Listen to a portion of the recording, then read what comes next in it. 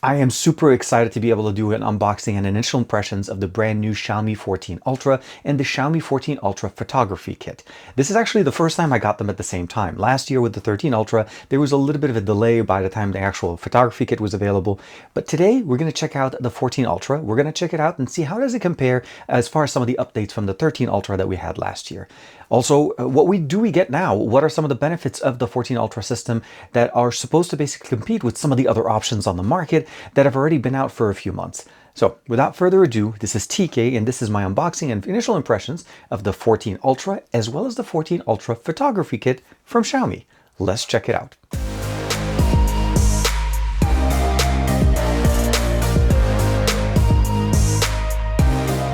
Like and subscribe and make sure you hit that bell icon so that you always know whenever we have new videos on the channel. So what I have in front of me is both boxes. I do apologize for the exposure that we have in here. It's a little bit having a hard time with the background that we have.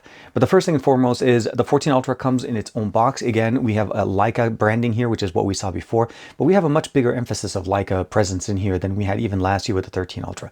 It is a 5G enabled device. You'll see it right there. Let's look at focus. 5G connectivity with the dual SIM capabilities in the device.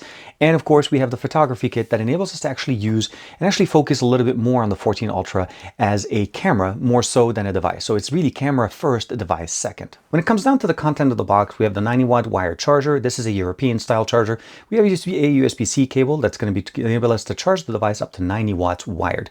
Now this actually does have a slight improvement over last year where we were able to go up to 80 watts wireless. So we still have wireless charging. We still have that 5000 milliampere battery, but we actually have it up from 50. So the 13 Ultra had a 50 wireless. Now we have an 80 wireless, but the maximum charge speed is going to be 90 watts, which is still pretty fast considering the options we have. The other thing that we have here is a nice clear case, and I really appreciate the fact that they went with this a little bit more of a smoky, clear case that enables us to actually see the color of the device. Because yes, we have an amazing color on this device. We have the Leica Sumilux optical lens, an upgrade from what we saw last year with the Summicron lens. All new 1-inch sensor that's going to give us the ability of having variable aperture. And this is actually an upgrade from last year as well. Not only just a bigger aperture, but also the ability of jumping in from different stops. Also an automatic variable aperture on this. Leica quad camera system on the back, an AI ground liquid display on top bottom. We have a quad curved display. Snapdragon 8 Gen 3 from the 8 Gen 2 from last year. And of course, we still have that WQHD Plus dynamic 1:120 AMOLED display that we also had similar to it last year. Although I will say that the bezels on this one are definitely a lot thinner. I really do hope that you're able to see the different patterns that we have in here. We have an upgraded vegan leather experience than what we had last year. It is still vegan leather. We still have multiple options. Internationally, it's going to be basically available only in black and in white, and both are going to be the vegan leather. When we're talking about the camera bump on the back, this is still pretty much a prominent fixture in here, although we lost that ramp that we got from last year. The railing itself is actually very nice, very flat experience. Of course, we have the top speaker here, and we have some of the additional arrays in here. We also did get an upgrade from last year to 4 microphones as opposed to the 2 that we had with the 13 Ultra. On the right side, we have a nice ridged, actually very nice textured button that gives us the ability to know exactly which one's the power button, which one's the volume rocker. On the bottom, we have the bottom firing speaker, an additional microphone, of course, here, and of course the dual SIM tray here, and USB-C, as well as the fact that this also supports video out, and of course data transfer and everything. So that's typical to what we saw last year, still pretty much in here. As far as powering it on, let's go ahead and turn on the device. I'll see here, you'll notice that the curvature, I'm hoping you guys could see that real quick here. The curvature is actually very nice and very prominent. You can see here that it curves on the top and on the side. So that's one of the new display technologies that they were able to do in here, which allows it to actually look and feel a little bit bigger, even though technically it's still a 6.73-inch display and still an AMOLED panel. We'll see in here we're booting up. It does launch with HyperOS, so that's one thing, as opposed to the 13 Ultra, which is upgraded to the HyperOS already. But this one launched with it.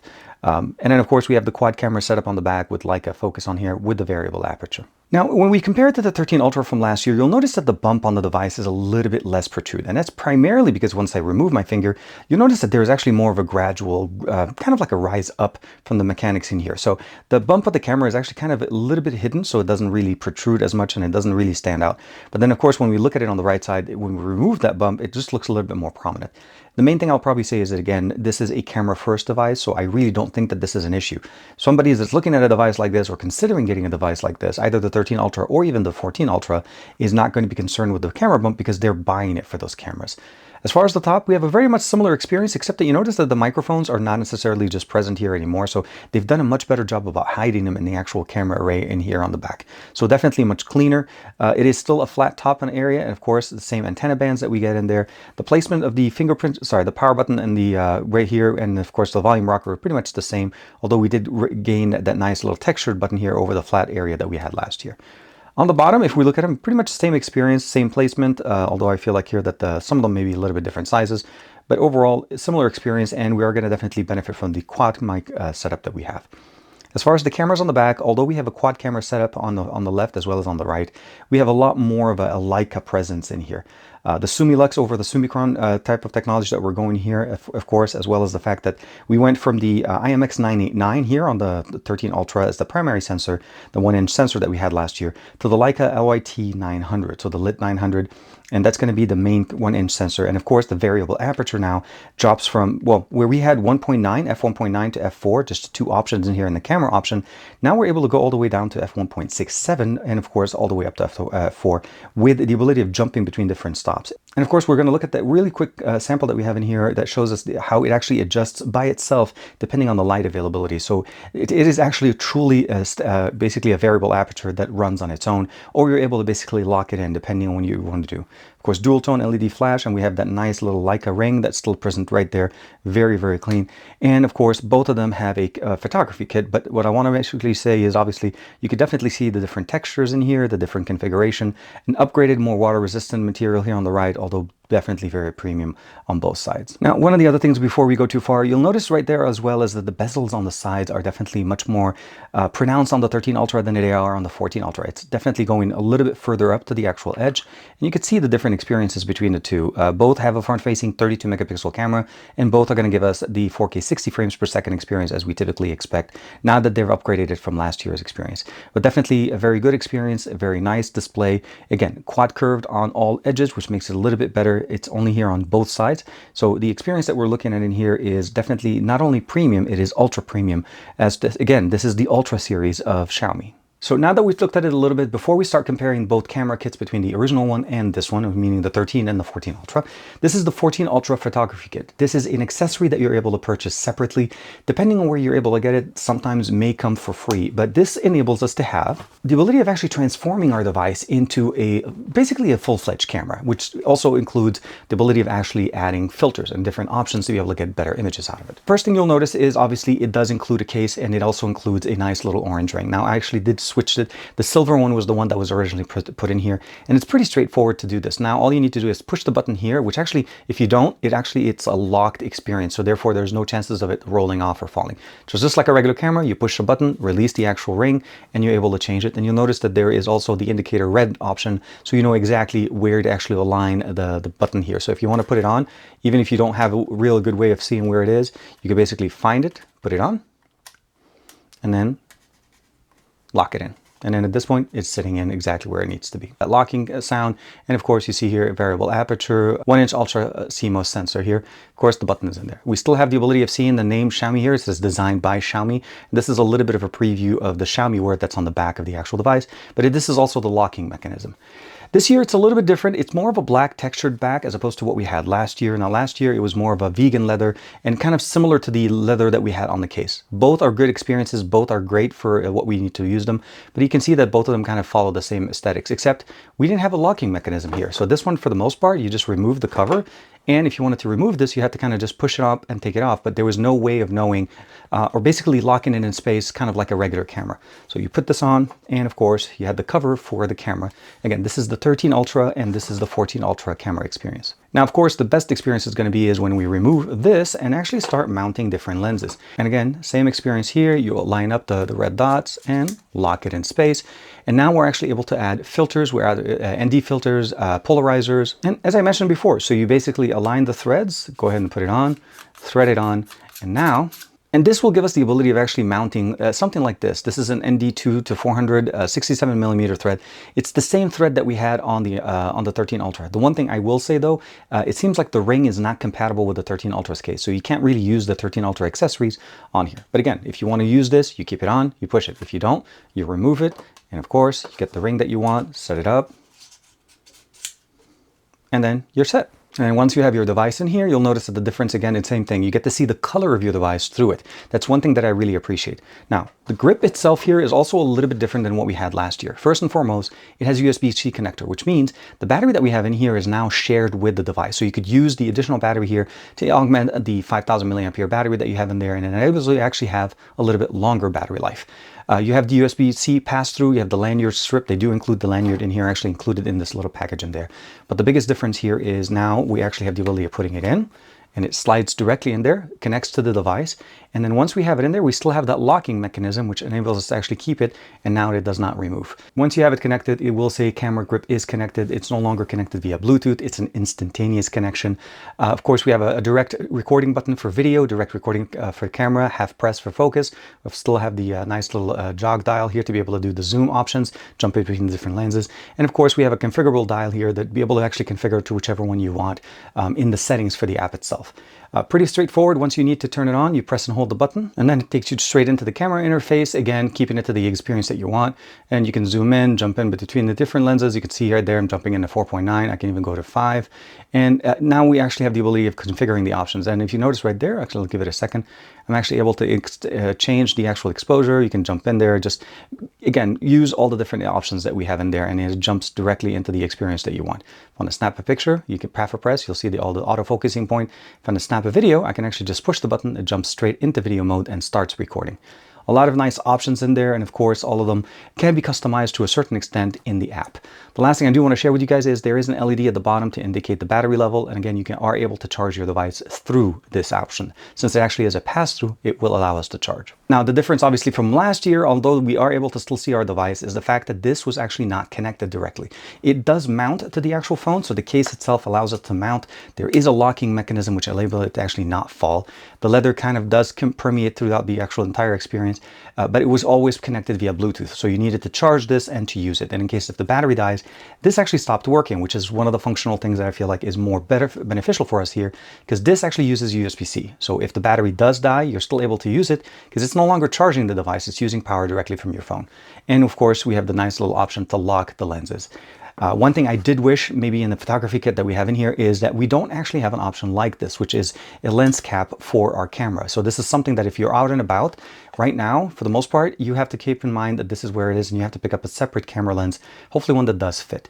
I was hoping that this would actually just fit over what we have in here, but unfortunately it's the exact same diameter. So there's no chance of using accessories from the 13 Ultra to the 14 Ultra. So at the end of the day, once you have the photography kit, you just have to make the decision. Do you want to be able to see your device and use the clear case that's included in the box? And by the way, this is a hard plastic. It is not like a flexible case, but definitely provides us at least the ability of seeing the color of our device. Or you could use it with a camera kit, which again is very nice and very functional, and again keeps the focus on the device as a camera, or more so than an actual phone. Unlock it, pull it away. Now you're able to use it just like a regular phone with the case itself. Again, nice custom case that we have. The prominence here is always going to be there, and again, that's the main focus of it. I feel like that the orange light, the orange ring gives us that nice little focus area that we always want to be able to just focus straight on the cameras and what we're able to do there. So this is HyperOS 1.0.2.0 global edition. As you can see here, it is not the Chinese one. The Chinese one will probably have more of a specific CN extension to it, as that's the version of the ROM. 14 Ultra, the current ROM that we have in here is 512, 16 gigabytes of RAM built into it. HyperOS is version 1.0, we saw that already. It is on top of Android 14 launching. The current security patch update is as of February 1st, so this is right around when MWC was going to be going around. And of course, you see some of the other information there in the detail spec, but the overall main performance experience here is going to be shaped by the Snapdragon 8 Gen 3, the latest processor from Qualcomm. Again, a jump from the 8 Gen 2, which was a great processor last year. This one obviously providing us even more and better performance. And the cooling system that we have in here is definitely optimized to give us that better experience. So that definitely better cooling, better experiences. And one thing you'll notice is I am using a custom launcher. So yes, you are able to install a custom launcher, but you are not able to use gestures with custom launchers. This is something that Xiaomi's been having for quite some time. So if I want to use a custom launcher, I have to use the button configuration for navigation. And if I want to be able to use navigation, that has to be part of HyperOS and stuff. So that did not change, but you're still able to use a custom lock screen, as you can see here with my Goku wallpaper. There'll be a link in the description below, by the way, how I'm able to do this on most of my devices, in case you guys are interested. So when it comes down to the camera stack that we have in here, it's a quad camera setup that gives us the ability of having 4 different focal lengths. There's the 12 millimeter, that's going to be the ultra wide. And then we're jumping over to basically the 23 millimeter, which is the main camera. That's the 1-inch sensor directly, again, co-engineered with Leica across all 4 lenses. A 75 millimeter for the first one is going to be the telephoto. And of course, we have the periscope one that's going to be at 120 millimeters. So the experience that you get in here is a step option jumping over. The variable aperture is only present on the main sensor. Again, jumping from 1.63, which is an upgrade from 1.9 from last year, all the way up to 4. And again, I'll show you that secondary clip that I had. I was able to capture that. It does adjust based on the availability of the light. So if you're shooting and you're trying to use it to either basically capture content, it will adjust based on the amount of light that you have if you don't have it set and lock it in directly within the settings. The fingerprint sensor is pretty much in the same spot as it was last year, and definitely pretty much the same experience. I'll probably say in that experience at least, it's there. So let's go ahead and bring this down back to 0, and I think that was because we were changing this when we were using the photography kit. Overall, when we're looking at the sensors, there's 4 options that we get in there. There's the 0.5, the 1, the 2, the 3.2, and the 5. So those are the 4, basically the 5 different focal lengths that are preset in here. And you're able to jump on all 3. And what I really like about them is that they all support 4K 60 frames per second. So let's go ahead and jump into the back. I'm going to turn off HDR for a second because that does change a little bit the experience. Without HDR turned on, we're able to go all the way up to 4K 120 or 8K at 30 frames per second as the maximum resolution. Although I feel like 4K 120 for me is the best, or 4K 60 is what I'm going to shoot mostly. If I want to jump into HDR or even Master Cinema mode that we have in there, it does drop to a maximum of 4K 30 frames per second. You see it right there, HDR with 4K 30. If I want to jump over to Cinema on, it turns that on, turns off HDR. So you're able to jump between the different options in there. And of course, if you want to go back to standard and just shoot in 4K 60, you get that there. You also get it in here with the front-facing camera, but you're also able to jump into the ultra wide, to the 2, to the 3.2, to the 5x. So this is something that we love seeing in camera focused devices because you're able to focus on the same type of resolution and bitrate when you're jumping between the different lenses. Now, how do they perform? We're definitely going to be working on a full video for you guys there, but I'm definitely going to share with you guys a quick sample. But before we jump into the sample real quick, now obviously we talked about video. We do have a movie mode, we have a pro mode, we have obviously under photo, the ability of jumping in, and that's where the aperture configurations jump in. By default, it is set to be auto, which means it'll vary between 1.63 to 2 to 2.8 to 4. And it jumps between them automatically, and that's the benefit. If you have it on auto, it'll do that automatically, or you can lock it in to the aperture that you want. And again, a wide 1.63 here is a big upgrade from what we got last year with the 1.9. So that's one of the options. We still have obviously the ability of turning on AI camera, and of course the ability of jumping in and selecting the option between Leica Authentic and Leica Vibrant. Vibrant is going to be pretty much that what you normally expect from like social media type of experience. The Leica Authentic is extremely well balanced and gives you more true to life experience and true to life, qualities. We do have some additional filters that are built in here. You're able to select those. We have portrait mode and we have master mode as well, the ability of changing the aperture, document mode, and of course additional options built in here. The director mode, the ability of connecting this to another device, basically fast shot, of course time lapse, night shot, of course 50 megapixel full resolution, and of course soft film. A lot of these things are going to be tested out, and we'll have definitely a more focused video. Let's go ahead and go outside real quick, and I'll show you guys a couple of samples from the front-facing sensor and the main sensor on the back when it comes down to just general photography and vlogging. So we're doing a front-facing sample here on the Xiaomi 14 Ultra. Front-facing video, 4K 60 frames per second, always welcome, nice, we have it right now. And of course we're doing a walk and talk because why not? It's something we'll be able to do and test out, see how the stabilization is, and also how's the audio going to be from the front-facing experience when there's a little bit of wind. Let's go ahead and switch over to the main sensor on the back and see how that performs. Now we're using the main sensor on the back, and one thing to note, actually we can use all of the sensors on the back to be able to shoot 4K 60 frames per second, which is always nice. And the experience that we're getting here is always going to be augmented by using some things like this. Just had the device for a couple of days or so. Just want to be able to share with you guys a sample from the main sensor on the back on the brand new Xiaomi 14 Ultra, also with the variable aperture on it automatically turned on to adjust to allow the right amount of light when you're actually shooting. So if there's too much light, it actually drops. Basically, the lens closes, giving us maybe like an f4.0. But when there's not enough light and it's low light, you can go down to f1.67, which is actually a much better aperture than what we had last year with the 13 Ultra. You could definitely see the benefit. If you've ever watched any of my other content on the 13 Ultra, you'll know that the benefit there with having 4 microphones, even in that windy experience that we're going through here in Los Angeles, is definitely noticeable. On the main sensor on the back, and of course on the front-facing camera as well. Now we're going to jump real quick and do a quick audio sample from the stereo speakers that we have in here. This is again our favorite song on the channel, Alex Grindo Jumbo by NCS Release, and it is playing at 100% on our stereo speakers. We'd have definitely a much better array, and the sounding speakers are both firing away from us, but we'll see how they sound. Jack it up.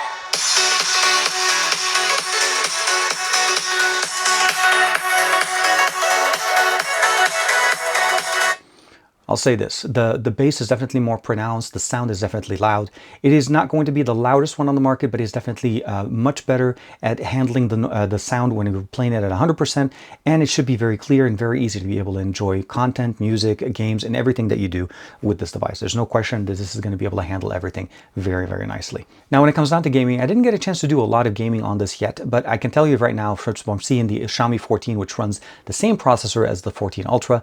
Gaming is not going to be a problem. You're going to get a bigger canvas and bigger gaming experience, and of course we'll focus on that in a separate video. But the 8 Gen 3 is a very capable processor. We have 16 gigs of RAM, a large beautiful 1 to 120 Hz refresh rate display.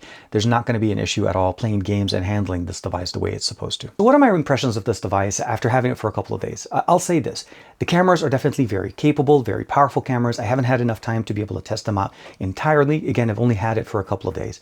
But from what I've been able to shoot, as you saw with the sample with the video outside, as well as some of the images I'm able to shoot there, they're definitely top-notch. This is, again, the Ultra experience from Xiaomi.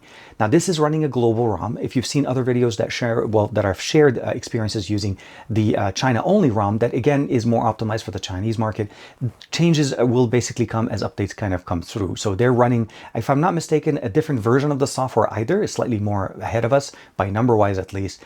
But what I'll say at the end of the day is that this is a very promising device, as you're seeing with the images that I'm sharing with you guys right now. Again, just from a couple of days of using it. Portraits are very, very nice. You could use the front-facing camera, the rear-facing camera. The colors on here are absolutely fantastic. You need to know that if you're using the photography kit, you need to buy those accessories and those options to be able to kind of fine-tune the images to the way you want them. This device is designed to be used like a camera first, secondary as a phone, and it does all the phone stuff absolutely fantastic. As far as speed tests, that was one thing I didn't get a chance to share with you guys real quick. Speed tests and of course benchmarks, because I feel like a lot of us love to know those numbers. Speed tests on this thing, it actually does support 5G, but on the device it doesn't actually say 5G. So as you can see here, it does actually register and gives us the ability of testing out at 5G connectivity here on T-Mobile in the Los Angeles area. It is not the fastest 5G connectivity that I've seen, but it is definitely fast enough to be able to download and do anything that we want.